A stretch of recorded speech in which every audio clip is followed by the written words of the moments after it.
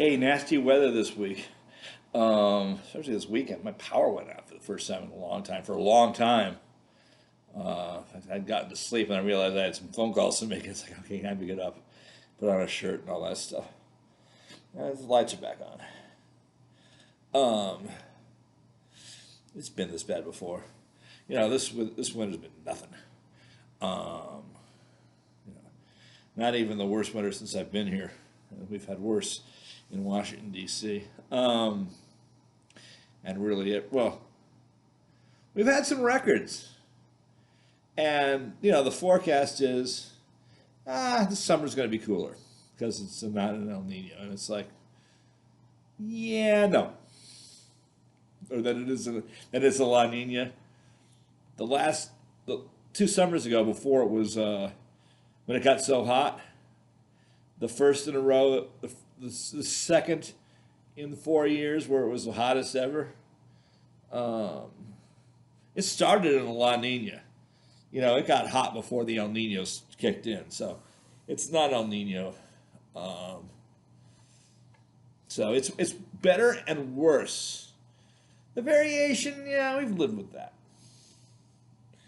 The worstness records, we haven't had that. That's the canary in the coal mine. And that's what's going to cause people to actually do something to make things different. Because what changed, coal's a mixed bag. Because coal, kind of, it warned, but it also took care of, it also counteracted it.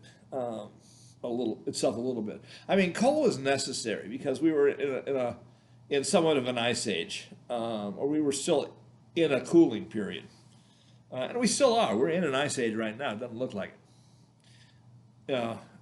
But the thing is, it's not like we can stop this anytime soon or quickly. The global warming they talk about. Well, maybe if we do this and this and this and this, we can stop climate change and not get catastrophe. No, that's not the case. The people who say that don't, are wondering about hypotheses. They don't know they haven't put together 2 plus 2 to be 4 because it's not their job to make this.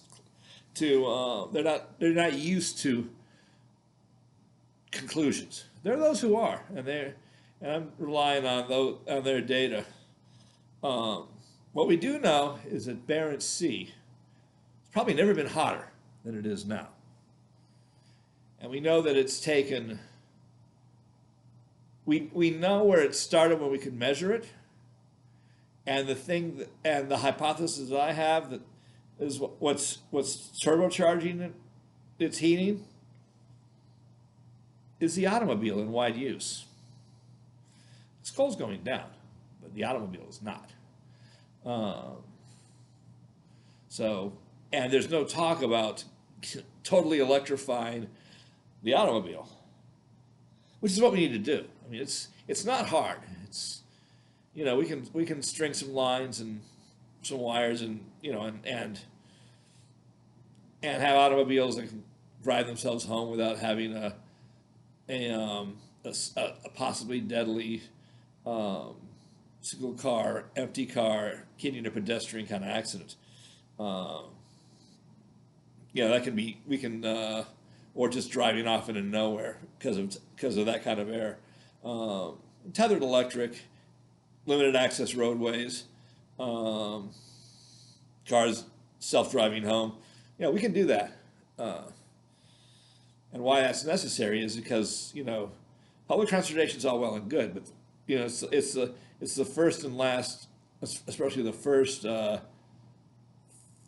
50 yards. It's the problem. Once you get past that first 50 or 100 yards, it's a piece of cake. But once you start moving, then you can there's always some other form of transportation when you're in the network. There's always another bus someplace or another train, and you know where it is, and but that first walk up the hill to the bus, we can drive if you have a choice. So that's why nobody, there's few people who take the bus from my neighborhood. And there's a lot of people in the neighborhood. There's like 3 condo or civic association or community association things. And nobody takes the bus. I mean, very rarely. I mean, it's like, that thing should be full every 5 minutes. And maybe if they ran it every 5 minutes, it would be full. But there's the hills. It's like that. It's that first 50 yards. If my car could drive me from my door to the bus stop, then, or drive me to the metro station or the bus station and drive itself home, it's like, yeah, I can deal with that. Sign me up. I mean, I take public transportation anyway, but sign me up. But that's that part of it. That's what we can do, and what we need to do. And yeah, getting rid of coal is a nice benefit. And so, I mean, I'm no fan of coal. I'm also no fan of getting too. Eventually, we need to have something to keep us out of ice, because that's where we should be we're in part of an ice age now. In that part of the Malankov cycle, that we should actually be having some glaciation. We're going the other way, and that's not a bad thing. We've learned to control our environment, or we learned that it's controllable by human activity. We haven't figured out how. So we need to do how. But the point is, Barents Sea. Doing something for this year, it's not going to affect Barents Sea. It's already too late to affect Barents Sea, to stop the tipping point. We've passed the tipping point. And again, we're now having worse years than ever. It's unsustainable, and doing something by 2030, meaning climate goals, it's irrelevant. We've passed the point of where goals will help, to prevent the tripping point. We have to do remediation, not prevention. That's what we should be saying. It's remediation, not prevention. We have not prevented the climate crisis. It is too late to prevent the climate crisis. The climate crisis is upon us. There is no hope. There's no cause for doomerism, because it can always get worse. We are not as doomed as we could be. But getting rid of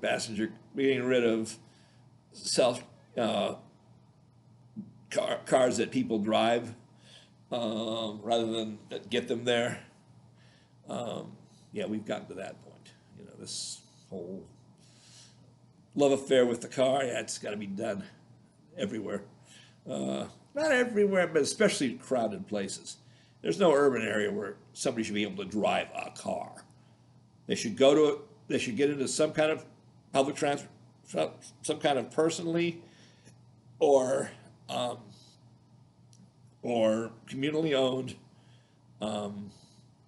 system vehicle that takes them to larger public transportation, and may take them all the way to the destination. If you want to pay for, congestion pricing to have your car go all the way downtown, or some public conveyance to go all the way downtown, or if there could be a sale. If you're like want to go downtown, but the way downtown is less congested and the trains are full, then the system should say, okay, if you want, you can drive. The price is, we're cutting the price, and then people might drive, and then and then have their cars drive back from the urban center to wherever they're living. Of course, ideally, they'd be living next to their work, and walking to work, or walking to, that's smart growth, and that's cooperativism. And the cooperatives would, of course, buy the system cars and, not have personal cars, and have it be a joint decision to do that, rather than a decision based on profitability alone. Because you can have your own set of marketing priorities without making sure it's entirely efficient. We do it all the time. We allow smoking. still. Real alcohol, still, because we can't stop it. Just like that, we can also, mandate less efficient ways to procure and produce goods. We already do. We eat meat, although actually meat's healthier for you than a vegetarian diet. That's been abundantly clear for a long time. I've gotten big because I eat ice cream, not because I eat meat. So yeah, but Barents Sea, it's going to take a long time to fix it. It's taken it 7 years, or 7 degrees per decade Fahrenheit, 7 degrees Fahrenheit per decade, since the automobile to defrost it in the summer. Even in the winter, doesn't get that as cold as it used to. Can it get hotter? Maybe. Is reversing it easy? No, it's not easy to reverse that. It's going to take a long time to reverse the heating of Barents Sea. Plain and simple. It's the one thing that's gotten totally out of hand. That has changed. Everything else has changed marginally a little bit. Barents Sea's change is huge, big, and pretty unreversible in the short term. And nothing the climate change people want to do will make it change its course.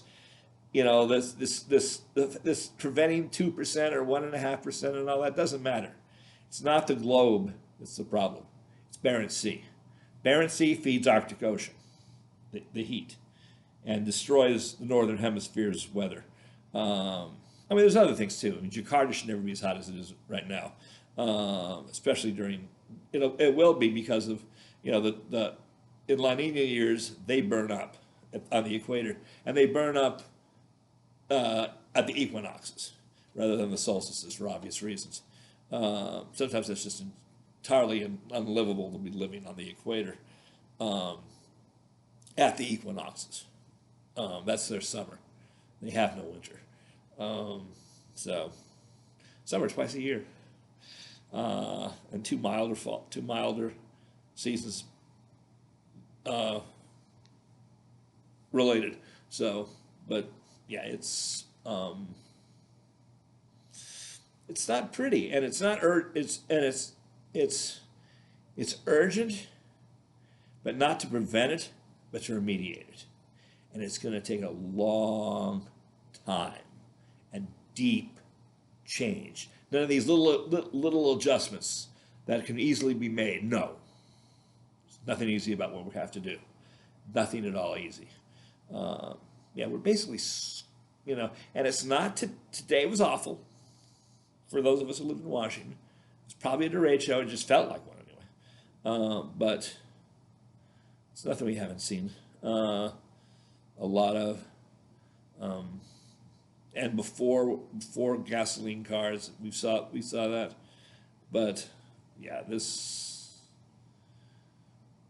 Barents Sea, man, Barents Sea in the Arctic, and the hot summers, hottest than there ever was, and it's not reversible without a lot of effort.